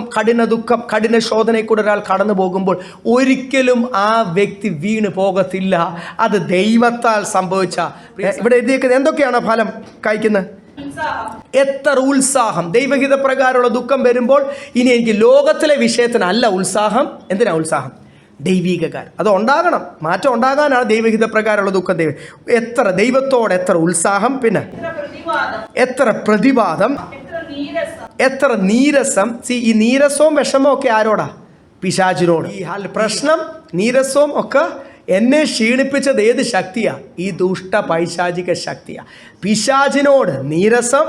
യെസ്. ഇനി അടുത്ത ദൈവത്തോട് ഭയം. അല്ലാതെ നശിച്ചു പോകുന്നുള്ള ഭയമല്ല. ഈ കഷ്ടത വന്നപ്പോഴാണ് ദൈവം എത്ര വലിയവനാണെന്നും ദൈവത്തെ യോബ് കഷ്ടതയുടെ മധ്യത്തിലല്ലേ പറയുന്നത്. ഇതുവരെ അങ്ങേപ്പറ്റി ഒരു കേൾവി മാത്രമേ എനിക്ക് ഉള്ളായിരുന്നു. ഇപ്പോൾ എൻ്റെ കണ്ണാൽ ഞാൻ കാണുന്നു, അതുകൊണ്ട് ഞാൻ രട്ടിലും ചാലത്തിലും ഞാൻ അനുദപിക്കുന്നു, ദൈവത്തിന് മുമ്പിൽ ഞാൻ താഴ്ത്തി സമർപ്പിക്കുന്നു. അപ്പോൾ ഇവിടെ എഴുതിയേക്കുന്നു, ഈ കഷ്ടത നിമിത്തം, ഈ ദൈവഹിതപ്രകാരമുള്ള വേദന നിമിത്തം സാത്താനോട് നീരസവും ദൈവത്തോട് എന്ത് ചെയ്യുന്നു? ഭയവും. ദൈവത്തോട് എത്ര വാഞ്ച. മറ്റു ലോകമൊന്നും എനിക്കൊരു വിഷയമല്ല. ആൾക്കാർ നിന്ദിക്കുന്നൊന്നും ഞാൻ കേൾക്കുന്നേ ഇല്ലല്ലോ, മൈൻഡ് ചെയ്യുന്നില്ലല്ലോ. നിന്ദിക്കുന്നവർ ചമ്മിപ്പോ, ലജ്ജിച്ചു പോകും. ഞാനത് മൈൻഡ് ചെയ്യുന്നില്ലല്ലോ. എൻ്റെ വാഞ്ച മുഴുവൻ എന്തുവാ? എൻ്റെ യേശു പറയുന്ന പോലെ കേൾക്കണം, കർത്താവിന് വേണ്ടി ജീവിക്കണം, എൻ്റെ ഓരോ വാക്കും ദൈവനാമ മഹത്വത്തിന്. അപ്പം എത്ര വാഞ്ച, how great desire to the Lord. പിന്നെ വാഞ്ച, ദൈവത്തിന് വേണ്ടി എത്ര എരിവ്, യെസ്, സാത്താനോട് എന്തുവാ? നീരസവും പ്രതികാരവും സാത്താനോടും. ബാക്കി ഇവിടെ പറയുന്ന കാര്യങ്ങളെല്ലാം ദൈവത്തോട്. എന്നിട്ട് ഈ കാര്യത്തിലൊക്കെ ദൈവം ആഗ്രഹിച്ച ആ വളർച്ച, മാറ്റം നിങ്ങളുടെ ജീവിതത്തിൽ വന്നു എന്ന് നിങ്ങൾ കാണിച്ചിരിക്കുന്നു. ദൈവത്തിന് സ്തോത്രം. 12-ാമത്തെ വാക്യം.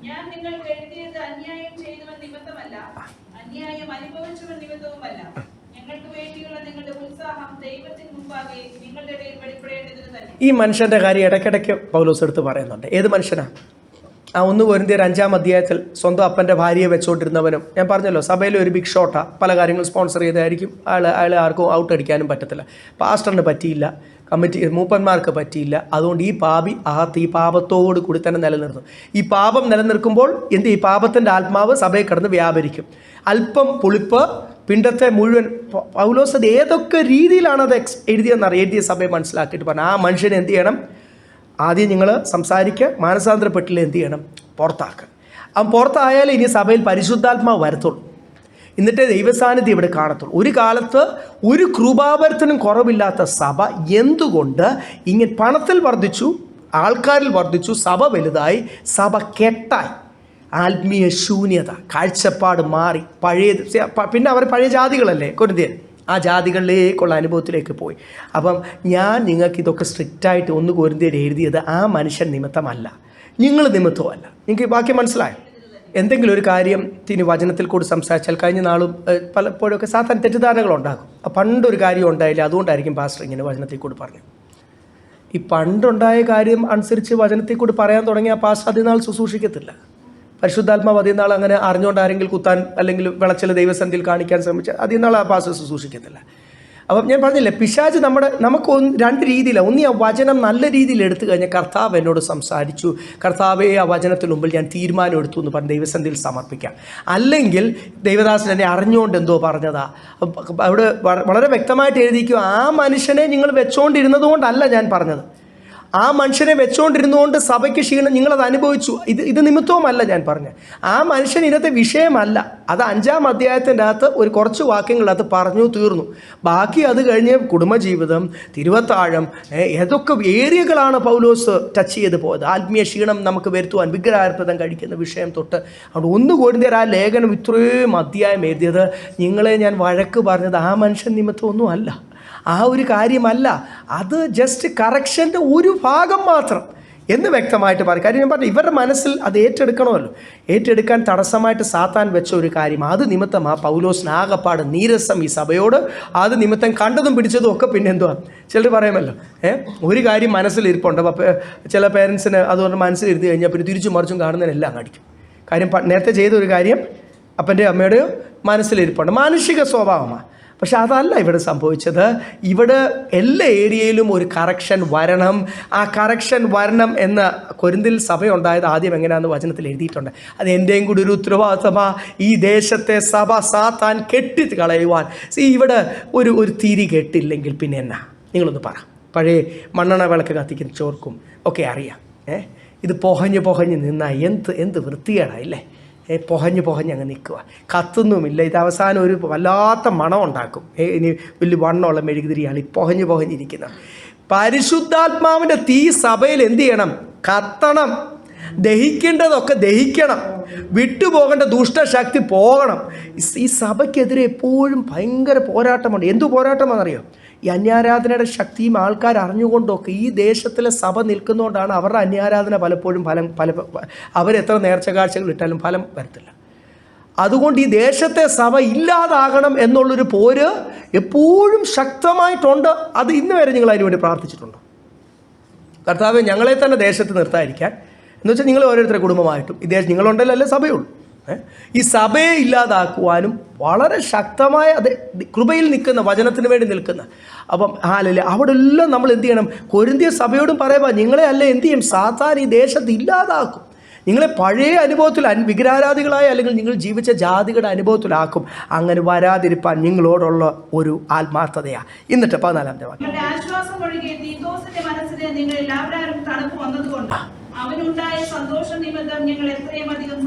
തീത്തോസിനെ എന്തുമായിട്ട് അങ്ങോട്ട് വിട്ട്? 1 കൊരിന്ത്യരുടെ ലേഖനവുമായിട്ട് അങ്ങോട്ട് വിട്ടത്. പൗലോസ് വിട്ടപ്പോൾ എന്തോ പ്രതീക്ഷ? തിരിച്ച് ത്രോവാസി വന്ന് അവിടെ കാണാമെന്ന് പറഞ്ഞു. അവിടെ വന്നിട്ട് പറഞ്ഞ സമയത്ത് കണ്ടുമില്ല. അവരെല്ലാം കൂടി തല്ലിക്കൊന്നോ, താൻ നിരാശയിലായി, താൻ തീത്തോസ് തിരിച്ചിനി യെരുശലേമിലേക്ക് പോയോ. പക്ഷേ ഒരാൾ നിരാശയിലാവുമ്പോൾ എന്തും സംഭവിക്കാമല്ലോ. തീത്തോസും ബലപ്പെട്ട് വരുന്ന ഒരു ദൈവദാസൻ നല്ലേ ഉള്ളൂ. പൗലോസിൻ്റെ ട്രെയിനിങ്ങാണ്. തിമോത്തിയോസും തീത്തോസും ഒക്കെ പൗലോസ് ട്രെയിൻ ചെയ്തിരിക്കുന്ന രണ്ട് ശക്തരായ ദൈവദാസന്മാരാണ്. തിമോത്തിയോസിനെ ഒരു സൈഡിലും വിട്ടു, ആരുമില്ല കൂടെ, ഒറ്റയ്ക്കാണ്. തീത്തോസും ഒരു കാര്യം വളരെ പൗലോസ് ഇവരാരുടെയും ഇതില്ലാതെ താൻ മക്കതോനിയെ വന്ന് താൻ നിരാശയോടുകൂടി ആയിരിക്കുമ്പോൾ താൻ എഴുതുവാണ്. പക്ഷേ തീത്തോസ് തിരിച്ചു വന്നു. തീത്തോസ് തിരിച്ചു വന്നിട്ട് ആ സന്തോഷം പറഞ്ഞത് എനിക്ക് വലിയൊരു ആശ്വാസമായി. ആ ആശ്വാസത്തെപ്പറ്റി ഒരു അങ്ങോട്ടും ഇങ്ങോട്ടുള്ള ഒരു ആശ്വാസത്തെപ്പറ്റി 14-ാമത്തെ വാക്യം. അവനോട് നിങ്ങളെക്കുറിച്ച് വല്ലതും പ്രശംസിച്ചിട്ടുണ്ടെങ്കിൽ ഞാൻ ലജ്ജിച്ചു പോയിട്ടില്ല. ഞങ്ങൾ നിങ്ങളോട് സകലവും സത്യമായി പറഞ്ഞതുപോലെ തീത്തോസിനോട് ഞങ്ങൾ പ്രശംസിച്ചതും സത്യമായി വന്നു. തീത്തോസിനോട് ഞങ്ങൾ വിട്ടപ്പം പറഞ്ഞു, തീത്തോസെ ഒരു കാലത്ത് ശക്തമായ ദേശത്ത് നിന്നൊരു സഭയാണ്. തീത്തോസ് ഇപ്പോഴത്തെ അനുഭവം ഈ പാപമൊക്കെ എഴുതുമ്പോൾ തീത്തോസ് തന്നെ പറഞ്ഞു കാണുമ്പോൾ എൻ്റെ പാസ്റ്റർ എന്നെ അങ്ങോട്ട് വിടല്ലേ, എനിക്ക് അവരെ വായിക്കണം. അവർ പൗലോസിനെ പ്രാന്തൻ എന്ന് വിളിച്ചതാണ്. ഇതിൻ്റെ അത് എന്തും എഴുതിയേക്കുന്നത് പൗലോസിനെ പ്രാന്തൻ എന്ന് വിളിച്ചു. എന്നിട്ട് കാണുന്നൊക്കെ പൗലോസിനെ പറ്റി പറഞ്ഞു. റിബൽ അതൊക്കെ പൗലോസ് എഴുതിയിട്ടുണ്ട്. ഞങ്ങളുടെ കാശിന് വേണ്ടി ജീവിക്കുന്നതാണ്. അതുകൊണ്ട് പൗലോസ് പറഞ്ഞു, നിങ്ങളുടെ കാശിന് വേണ്ടി ഒന്നുമല്ല, നിങ്ങളുടെ അടുത്ത് വന്ന ആദ്യത്തെ ദിവസം തൊട്ട് സാധാരണ പണി ചെയ്താണ് ഞാൻ എൻ്റെ ചിലവ് കഴിച്ചത്. നിങ്ങൾക്കത് അറിയാമല്ലോ. ഞങ്ങൾ അവരുടെ കാശിന് വേണ്ടി ജീവിക്കുന്നതാ. പല കാര്യങ്ങൾ ഏതൊക്കെ രീതിയിൽ പിശാച് കയറി ആത്മീയ ക്ഷീണത്തിൽ നിൽക്കുമ്പോൾ ഏതൊക്കെ രീതിയിൽ ഒരാളെ ഡൗൺ ആക്കാമോ അതെല്ലാം ഒരു കാലത്ത് പറഞ്ഞവരാണ് ഈ കൊരിന്തിയ സഭ. അതിനൊക്കെ മറുപടി ഈ ലേഖനത്തിൻ്റെ അകത്തുണ്ട്. നമ്മൾ പഠിച്ച് വരും ഓരോ അധ്യായം. അതുകൊണ്ട് ഇവിടെ പറയുക, തീത്തോസ് പറഞ്ഞു എന്നെ വിടില്ല. അപ്പോൾ തീത്തോസിനോട് പറഞ്ഞു മനസ്സിലാക്കി, അല്ല, അവർ ഒരു കാലത്ത് നല്ലപോലെ നിന്ന ഒരു സഭയാണ്, അവർക്ക് പ്രതീക്ഷയുണ്ട്, അവർ മാറും എന്നൊക്കെ പറഞ്ഞ് പുകഴ്ത്തിയാണ് വിട്ട്.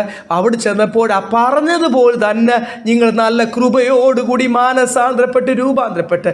തീത്തോസ് ഈ ലേഖനവുമായിട്ടാണ് പോയത്. ചില നാളുകൾ അവരോട് താമസിച്ചു. ഈ ലേഖനമെല്ലാം ഓരോ അധ്യായം സഭയിൽ വായിച്ചു. സഭ എല്ലാം ശ്രദ്ധയോടുകൂടി ആമേൻ പറഞ്ഞു. അതിന് ആ വചനത്തിന് എന്തു പറഞ്ഞു? യെസ്, പരിശുദ്ധാത്മാവ് ഞങ്ങളോട് സംസാരിച്ചു, ഞങ്ങളത് അനുസരിക്കും. ആ വിഷയത്തിന് മുമ്പിൽ സഭയായിട്ട് ഞങ്ങൾ ഒന്നിച്ച് തീരുമാനമെടുത്തു. അതുകൊണ്ട് അവരുടെ ഇവിടെ എഴുതിയിരിക്കുന്ന തീത്തോസ് അവിടെ വന്നപ്പോൾ നിങ്ങളാൽ എന്ത് ചെയ്തു? തീത്തോസും ആശ്വാസമായി. തീത്തോസ് തിരിച്ചു വന്നപ്പോൾ എനിക്കും എന്ത് ചെയ്തു? ആശ്വാസമായി. ഈ ദൈവത്തിൻ്റെ പ്രവൃത്തി കണ്ടോ? ഈ മരുഭൂമിയുടെ മധ്യത്തിലും ഒരു മേഘസ്തംഭം കർത്താവ് ഒരുക്കിയെന്ന് നിനക്കറിയാം. ഈ മരുഭൂമിയുടെ മധ്യത്തിലും ഈ കഷ്ടതയുടെ മധ്യത്തിലും ദൈവം എപ്പോഴും നമുക്കൊരാശ്വാസം കരുതിയിട്ടുണ്ട്. Praise Lord. ഈ വെയിലിൻ്റെ മധ്യത്തിലും ഒരു ചൂരച്ചെടി കർത്താവ് കരുതിയതുപോലെ തന്നെ ഒരാശ്വാസം കർത്താവ് കരുതിയിട്ടുണ്ട്. ഈ വളരെ കഷ്ടതയിൽ നിന്ന് കർത്താവ് ഈ ശുശ്രൂഷ എന്ന് പറഞ്ഞു കഴിഞ്ഞാൽ അല്ലെങ്കിൽ മടുത്തു പോകും. ഈ പട്ടാളക്കാർ പോയി ഓരോ ബോർഡറിൽ പോയി, ഇപ്പോൾ ചൈനയിൽ അവിടെ ഭയങ്കര സംഘർഷം നടക്കും. നിങ്ങൾ ന്യൂസൊക്കെ കേൾക്കുന്നുണ്ടല്ലോ അല്ലേ? ചൈനയിൽ വീണ്ടും എല്ലാ പട്ടാളക്കാരും കൂടി എന്തോ അവിടെ സംഭവിക്കാവുന്ന രീതിയിൽ അവിടെ ഇന്നലെ തൊട്ട് ചൈനയിൽ ഭയങ്കരമായിട്ട് ഒരു പ്രശ്നം നടക്കുന്നുണ്ട്. അവർ കൈയേറിക്കൊണ്ടിരിക്കുക. നമ്മളും അതുപോലെ ഫോഴ്സിനെ അങ്ങോട്ട് അയച്ചുകൊണ്ടിരിക്കുക. അവിടെയൊക്കെ ആ മൂലയ്ക്ക് പോയി, ആ മഞ്ഞിൻ്റെ അകത്തും തണുപ്പിൻ്റെ അകത്തും സിയാച്ചിൻ പോലുള്ള സ്ഥലത്തൊക്കെ ഓരോ മൂലയ്ക്ക് പോയി, ഭാര്യയുമില്ല, മക്കളുമില്ല, മൊബൈൽ റേഞ്ചും ഇല്ല, ഒന്നുമില്ല. അവിടെ ഇരുന്ന് പോയി കുറേ കഴിഞ്ഞ് മരവിച്ച് ആഹാരവും ഇല്ലാതെ ഈ പട്ടാളക്കാർ എന്താകാം? നിരാശരായി തീരാം. അവരൊക്കെ ടഫായിട്ടാണ് ട്രെയിൻ ചെയ്തിരിക്കുന്ന മനുഷ്യരല്ലേ. ഇതിനേക്കാൾ ടഫാണ് ദേശശക്തിയോട് പോരാടുന്നത്. ഓരോ ദേശത്ത് ഒറ്റയ്ക്ക്, ഇവിടെ പൗലോസും ഒക്കെ ഒറ്റയ്ക്കാണ്, സഭയില്ല, കുടുംബമില്ല, ഒന്ന് പ്രാർത്ഥിച്ച് എൻകറേജ് ചെയ്യുവാൻ. താൻ വളരെ നിരാശനായപ്പോൾ തീത്തോസ് തിരിച്ചു വന്നപ്പോൾ ഒരാശ്വാസം. ആശ്വാസം പണമൊന്നുമല്ല, ആശ്വാസം അവിടുന്ന് കൊടുത്തുവിട്ട പേടയും ബർഫിയും ഒന്നും അല്ല. ആശ്വാസം എന്തുവാ? അവർ വചനം കേട്ടു, മാനസാന്തരപ്പെട്ടു. ഈ നാളുകളിരുന്ന് ഈ 1 ലേഖനം ഇത്രയും അധ്യായം എഴുതുവാൻ എത്ര ദൈവത്തിൽ നിന്ന് പ്രാപിക്കണമെങ്കിൽ എത്ര വില കൊടുക്കണം എന്നറിയാം. വില കൊടുത്താണ് താൻ ദൈവത്തിൽ നിന്ന് ഓരോ ആലോചനയും പ്രാപിച്ച കറ തീർത്ത ദൈവത്തിൻ്റെ ആലോചന. അതിൻ്റെ പ്രയോജനം ചെയ്തു, അതിൻ്റെ ഫലം കണ്ടു, ആ സഭയ്ക്ക് രൂപാന്തരം കണ്ടു. അതിലും പരം സന്തോഷം ദൈവദാസൻ ഇല്ലെന്നേ. കോടികൾ കിട്ടുന്നതിനേക്കാൾ സന്തോഷമായി ഇവിടെ പൗലോസ് പറയുന്നത്. അതുപോലെ തന്നെ തീത്തോസ് ഭയന്നാണ് അങ്ങോട്ട് പോയത്. എന്തായി തീരും? ഇവരെല്ലാം കൂടി കൊരിന്ത്യ സഭ ഇപ്പം വലിയ സഭയാണ്, പണക്കാരുടെ സഭയാണ്, വലിയ സഭയാണ്. അവരെല്ലാം വലിയ ആൾക്കാരാണ് ദേശത്തെ. ഈ പാവം പിടിച്ച ഒരു തീത്തോസ്, ഞാൻ പറഞ്ഞില്ല, ഇവരെല്ലാം സാധാരണ രീതിയിൽ ശുശ്രൂഷ ചെയ്യുന്നത്. അവർ തൻ്റെ ഡ്രസ്സിങ്ങും തൻ്റെ രീതിയും തൻ്റെ ഒരു സാധുവായിട്ട് താനൊരു ജാതീയ വ്യക്തിയുമാണ്. താൻ അവിടെ ചെന്ന് ഇതുപോലെ താൻ ആ വചനം അവിടെ പ്രസൻറ്റ് ചെയ്യുമ്പോൾ എന്തുവാ റിയാക്ഷൻ എന്ന് ഭയന്ന് പോയ തീത്തോസ് നല്ലൊരു റിയാക്ഷൻ, ഒരു രൂപാന്തരം, ഒരു മാനസാന്തരം തന്നെ ദൈവം. ഇവിടെ അടുത്ത വാക്യത്തിൽ വായിച്ച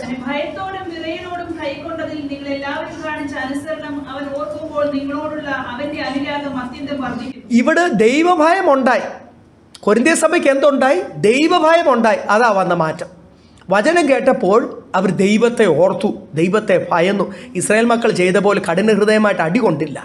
നമുക്ക് പലപ്പോഴും ഇല്ലാത്തത് ദൈവഭയമില്ലാത്തത്. കൊരിന്ത്യ സഭ പണ്ട് അല്ലെങ്കിൽ ശുശ്രൂഷയെന്ന ഒരു കൃപാവരത്തിനും കുറവില്ലാത്ത അനുഭവത്തിൽ നിന്ന് ക്ഷീണിച്ച് പോയി. പാപികളെല്ലാം അകത്ത് വെച്ചിട്ട് ആൾക്കാർ മതി, ഞങ്ങൾക്ക് കുറേ ബിഗ് ഷോട്ട്സ് മതി, അല്ലാതെ ഇവിടെ ഹാലല്ലോ വിശുദ്ധ ജീവിതം ഉള്ളവർ വേണ്ട എന്നുള്ളൊരു രീതിയിൽ ചിന്ത സഭ തന്നെ അങ്ങോട്ട് മാറിപ്പോകാൻ്റെ കാരണം എന്താണെന്നറിയാം? അവരൊരു ഭൗമിക വളർച്ച മാത്രമേ, എണ്ണത്തിലുള്ള ഒരു വളർച്ച, പ്രസ്ഥാനത്തിലുള്ള ഒരു വളർച്ച മാത്രമേ അവർ ചിന്തിക്കുന്ന രീതിയിൽ ദൈവഭയം പോയി. ഒരാളുടെ ദൈവഭയം പോയാൽ ലൗകികനേക്കാൾ കഷ്ടമാണ്. ദൈവപൈതലിൻ്റെ ദൈവഭയം പോയാൽ വളരെ കഷ്ടമാണ്, അവരുടെ കാര്യം വളരെ ശോചനം. അതുപോലൊരു അനുഭവത്തിൽ നിന്ന് ദൈവവചനം കേട്ടപ്പോൾ ദൈവഭയം വന്നു. ദൈവമക്കളെ, ദൈവഭയമുള്ളപ്പോൾ ദൈവത്തോടൊരു സ്നേഹമുണ്ട്. ദൈവഭയമുള്ളപ്പോൾ ശുശ്രൂഷയോടും സഭയോടും ദൈവദാസന്മാരോടും കൂട്ടു സഹോദരന്മാരോടും ഒരു സ്നേഹമുണ്ട്. ഈ സ്നേഹം എവിടെയെങ്കിലും കുറഞ്ഞു പോകുന്നെങ്കിൽ ആദ്യം അതിൻ്റെ മൂല കാരണം ദൈവത്തെ ഭയം കുറഞ്ഞു പോകുന്നു. അപ്പോൾ ഇവിടെ എഴുതിയിട്ടില്ലേ, ദൈവഭയത്തോടുകൂടി തീത്തോസിനെ സ്വീകരിച്ചു. ഇതൊരു mutual I was refreshed by his coming എന്ന് എഴുതിയിരിക്കുന്നത്. ഒരു റിഫ്രഷ്മെൻറ്റ്. നല്ല ചൂടത്തിരിക്കുമ്പോൾ ഇവിടെ അതിൻ്റെ ഒരാളുണ്ട്, സഹോദരൻ നല്ല ചൂടത്തുനിന്ന് ഒരു തണുത്ത സ്പ്രൈറ്റൊക്കെ പിടിച്ചുകൊണ്ട് പലപ്പോഴും വരുന്ന കണ്ടിട്ടുണ്ട്. എനിക്കും വലിയ ഇഷ്ടമാണ്. നല്ല ചൂട് തിരിക്കുമ്പോൾ ഒരു പെപ്സിയോ ഒരു ഇല്ലേ ഫ്രൈസിലോടെ അല്ലല്ലേ ഒന്ന് തണുപ്പ് കുടിക്കാൻ എന്തൊരു സന്തോഷം. ചിലർ റോഡ് സൈഡിൽ തണ്ണിമത്തങ്ങ കണ്ടു കഴിഞ്ഞാൽ തണ്ണിമത്തങ്ങയുടെ ഒരു പ്രത്യേക ജ്യൂസ് 20 രൂപയേ ഉള്ളൂ ഒരു ഗ്ലാസ്. അത് കണ്ട് അപ്പം ചവിട്ടും. കാരണം എന്തുവാ, അത് ഐസ്, അതിൻ്റെ തണുപ്പ് ഐസല്ല, ആ തണ്ണിമത്തങ്ങയുടെ ഒരു പ്രത്യേകതയില്ല. അത് കുടിച്ചു കഴിഞ്ഞാൽ ഇറ്റ്സ് സോ കരിക്ക് കണ്ട ചിലർക്ക് ഓരോരുത്തർ ഇഷ്ടമല്ലേ ഈ ചൂടിൻ്റെ മധ്യത്തിൽ ഇറ്റ്സ് സോ റിഫ്രഷിങ്. അതുപോലെ ഈ മരുഭൂമി യാത്രയിൽ എപ്പോഴും നമ്മൾ വചനത്തിൻ്റെ ഡിസിപ്ലിനിൽ നമ്മളിങ്ങനെ നിൽക്കുമ്പോൾ സാത്താനോട് പോരാടി വില കൊടുത്ത് കർത്താവ് ഇടയ്ക്കിടയ്ക്ക് നമുക്ക് എന്ത് തരും? ഒരല്പം ആശ്വാസം തരും. നമ്മൾ ചെയ്യുന്ന ശുശ്രൂഷയുടെ ഒന്ന് ഫലം കണ്ടൊന്ന് കർത്താവിൽ സന്തോഷിക്കുവാൻ ദൈവം നമ്മളെ ഓരോരുത്തരെയും യോഗ്യരാക്കി തീർക്കട്ടെ. ദൈവമക്കളെ, കർത്താവിന് വേണ്ടി കഷ്ടപ്പെട്ട് പ്രവർത്തിച്ചാൽ കർത്താവ് നമുക്ക് ആശ്വാസം തരും. ഇവിടെ എത്ര വ്യക്തമായിട്ടാണ് കാണുന്നത്. ഇവിടെ തീത്തോസ് അവരാൽ ആശ്വാസപ്പെട്ടു. തീത്തോസ് തിരിച്ചു വന്നപ്പോൾ തീത്തോസിനാൽ പൗലോസ് ആശ്വാസം പ്രാപിച്ചു. ദൈവമക്കളെ, അങ്ങോട്ടും ഇങ്ങോട്ടും ഉള്ള റിഫ്രഷിങ് നമുക്കിന്ന് ദൈവസന്നിധിയിൽ തീരുമാനമെടുക്കാം. എൻ്റെ മുമ്പിൽ വളരെ കഷ്ടതയിൽ വളരെ മരുഭൂമിയിൽ കൂടി കടന്നു പോകുന്ന അനുഭവത്തിൽ ഒരാൾ വരുമ്പോൾ അവർ റിഫ്രഷ്ഡ് ആയി തീരണം. ഇത് വ്യക്തിപരം, ഇതാരെയും കാണിക്കാനല്ല, ഇത് ഫോട്ടോ എടുത്ത് ഓൺലൈനായിട്ട് ഷെയർ ചെയ്യാനല്ല. ഞാൻ പറഞ്ഞത് വേറെ ഒന്നുമല്ല, ഇത് പ്രസിദ്ധമാകാനല്ല. എൻ്റെ മുമ്പിൽ ഒരു മനുഷ്യൻ അറിയേണ്ട ആവശ്യമില്ല. എൻ്റെ മുമ്പിൽ വളരെ വേദനയോടുകൂടി വളരെ ദുഃഖത്തോടെ, പണം കൊടുത്ത് മാത്രമല്ല ദൈവമക്കളെ സഹായിക്കാൻ പറ്റുന്ന, പരിശുദ്ധാത്മാവ് പറയും എങ്ങനെ റിഫ്രഷ്. ഇവിടെ പണം കൊടുത്തല്ല തീത്തോസ് അവിടെ റിഫ്രഷ്ഡ് ആയത്. ഇവിടെ പണം കൊടുത്തല്ല പൗലോസ് തീത്തോസിനാൽ റിഫ്രഷ്ഡ് ആയത്. ഇവിടെ ഒന്നും പണമില്ല, പണമല്ല റിഫ്രഷ്മെൻ്റെ കാര്യം. എങ്ങനെ കർത്താവേ എൻ്റെ മുമ്പിൽ വരുന്ന ഓരോ വ്യക്തിയും, കഷ്ടതയുടെ മധ്യത്തിൽ കൂടി വരുന്ന വ്യക്തി, let them B refreshed, let them B encourage. അവരെ ഒന്ന് ബലപ്പെടുത്തുവാൻ, അവർക്കൊരു ആശ്വാസമായി തീരുവാൻ കർത്താവേ എന്നെ ദൈവം ഒരു മുഖാന്തരമായിട്ട് ഉപയോഗിക്കണമേ. നമുക്ക് ഓരോരുത്തർക്കും നമ്മളെ തന്നെ അടുത്ത 2 വാക്യം കൂടെ ഉള്ളൂ. യെസ്, നിങ്ങളെ സംബന്ധിച്ച് എല്ലാ കാര്യത്തിലും ഇപ്പം ധൈര്യത്തോട് പറയാം. കൊരിന്ത്യ സഭയെ നോക്കാം, മക്കദോനിയ സഭകളോട് പറയാം, അക്കായി സഭകളോട് പറയാം. ആരെ നോക്കാനാ? കൊരിന്ത്യ സഭയെ നോക്കാം. സ്തോത്രം. അവരിപ്പോൾ എന്ത് ചെയ്തു? അവർ പഴയതിനേക്കാൾ ഉപരി ശക്തരായി നിൽക്കുന്നു. നിങ്ങളെപ്പറ്റി ഇപ്പോൾ എനിക്ക് മറ്റുള്ളവരോട് പറയുവാൻ ദൈവം എനിക്ക് എന്ത് തന്നിട്ടുണ്ട്? ഒരു കൊരിന്ത്യ സഭയ്ക്ക് എഴുതുന്ന 2-ാം ലേഖനമാണ്. കൊരിന്ത്യ സഭയ്ക്ക് എഴുതുക, നിങ്ങളുടെ മാറ്റം, നിങ്ങളുടെ ആശ്വാസം, നിങ്ങൾ ആ ദൈവദാസനെ ദൈവഭയത്തോട് സ്വീകരിച്ചതും നിങ്ങളുടെ ജീവിതത്തിൽ വന്ന മാറ്റം, ഞാൻ ഇത്രയും വർഷം കഷ്ടം അനുഭവിച്ചതിൻ്റെ ഫലം കർത്താവ് എനിക്ക് തന്നു. അതാണ് പ്രതിഫലം. വലിയ സന്തോഷമായിരുന്നു. ഞാൻ പറഞ്ഞത്, ഒരു കാലത്ത് ആത്മനിറവിനാൽ നിറഞ്ഞ ഇവർ പിന്നീട് വളരെയധികം ക്ഷീണത്തിലോട്ട് വരുന്ന അവസ്ഥ നമ്മൾ കണ്ടു. കൊരിന്ത്യ സഭ ക്ഷീണിച്ചു പോയാൽ നമ്മളൊന്നും ഒരു കൃപാവരത്തിനും കുറവില്ലാത്ത ആൾക്കാരും അല്ല, സഭയുമല്ല. നമ്മളെയൊക്കെ എത്ര പെട്ടെന്ന് കൊച്ചിയിലെ ദേശശക്തിക്ക് ക്ഷീണിപ്പിക്കാൻ പറ്റും. നമ്മൾ കൃപയോടുകൂടി ഇവിടെയൊക്കെ പൗലോസ് ഓർപ്പിച്ച് എന്തുവാ, വചനത്തിൻ്റെ വിഷയത്തിൽ കോംപ്രമൈസ് ചെയ്യില്ല. അല്പം പുളിപ്പ് പോലും സഭയിൽ കാണാൻ പാടില്ല. അല്പം പുളിപ്പ് മതി എന്ത് ചെയ്യുന്നു? പിണ്ടത്തെ മുഴുവനും പുളിപ്പ് കണ്ടുപിടിച്ച് പുറത്ത് കളയാൻ എളുപ്പമാണ്. അതിനേക്കാൾ നല്ലത് ഈ പുറത്ത് കളയാതെ എന്ത് ചെയ്യണം, ആ പുളിപ്പ് തന്നെ അങ്ങ് മാറിയാൽ, മാനസാന്തരപ്പെട്ടാൽ എത്ര നല്ലതാണ്. നമ്മളെല്ലാവരും കൃപയെ തന്നെ കാണണം. ആരും പുറത്തൊന്നും പോകാൻ പാടില്ല. കൂടുതൽ ആൾക്കാർ ഇനി എന്ത് ചെയ്യണം? ദൈവസന്നിധിയിൽ വരട്ടെ. നമ്മളെ കണ്ട് എൻകറേജ്ഡ് ആയി തീരട്ടെ. നമുക്ക് അനുഗ്രഹം റിഫ്രഷ് ചെയ്യുവാനിടയായി തീരട്ടെ. നമ്മുടെ ജീവിതത്തിൽ കർത്താവ് ആഗ്രഹിക്കുന്ന രൂപാന്തരം ഉണ്ടാകട്ടെ. ദൈവഹിതപ്രകാരമുള്ള ദുഃഖം ദൈവം അനുവദിച്ചാൽ പെറുപെറുക്കണ്ട, അതെൻ്റെ മാനസാന്തരത്തരാ എന്ന് മനസ്സിലായാൽ മതി. കർത്താവെ, ഈ പ്രാവശ്യം ഏത് ഏരിയയിലാണ് ഞാൻ മാനസാന്തരപ്പെടേണ്ടത് എന്ന് ചോദിച്ചാൽ മതി കർത്താവിനോട്. അങ്ങനെ ദൈവത്തിൻ്റെ പരിശുദ്ധാത്മാവ് നമ്മളെല്ലാവരും സഹായിക്കട്ടെ. ഈ വചനത്താൽ ഹല്ലേലൂയ. കർത്താവ് നമ്മളെ ബലപ്പെടുത്തും.